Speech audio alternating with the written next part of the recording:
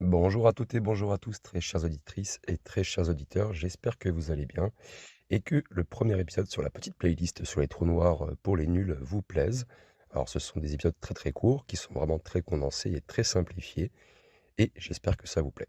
Alors, aujourd'hui, donc, on va continuer sur le deuxième épisode qui va correspondre donc à l'épisode numéro 3 de la playlist sur les trous noirs qui concerne donc l'origine du terme trou noir et aperçu historique.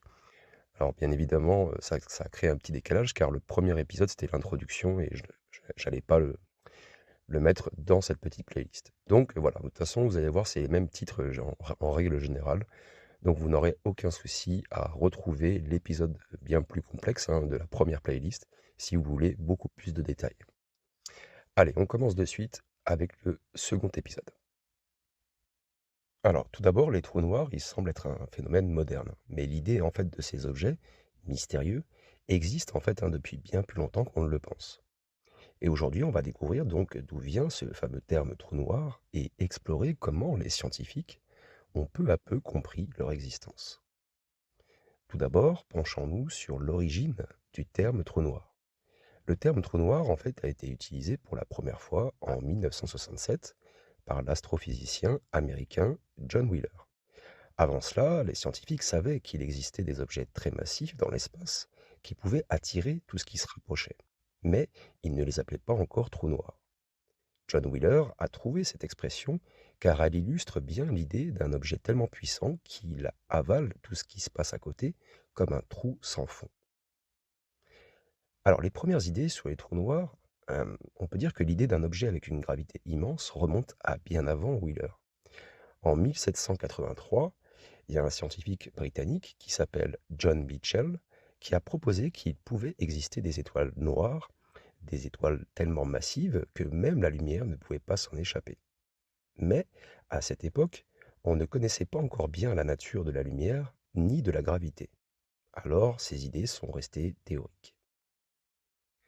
Il y a un autre scientifique, Pierre-Simon Laplace, a aussi imaginé l'idée d'une étoile sombre dans les années 1790. Mais tout cela est resté spéculatif jusqu'à ce que la théorie de la relativité d'Einstein voie le jour. Les avancées avec Einstein.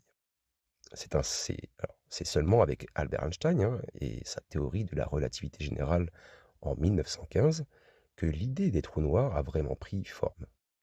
La relativité générale explique que la gravité peut courber l'espace et le temps et qu'un objet très massif comme un trou noir peut tellement courber l'espace qu'il forme en fait une sorte de puits sans fond.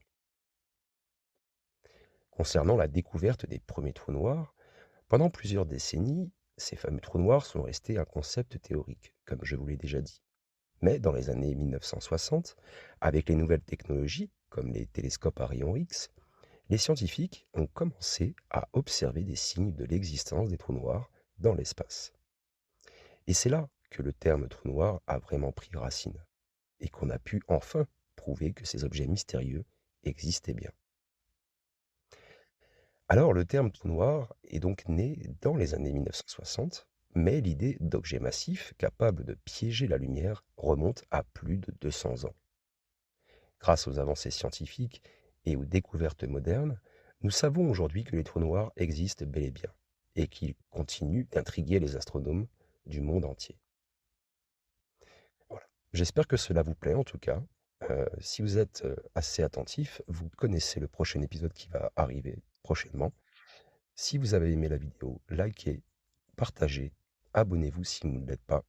Et je vous ai mis aussi mon Tipeee sur lequel vous pouvez faire un petit don si vous avez envie de m'aider pour m'aider à acheter mon premier matériel pour enfin pouvoir améliorer la qualité de mes vidéos. Je vous remercie de m'avoir écouté. À très bientôt. Ciao.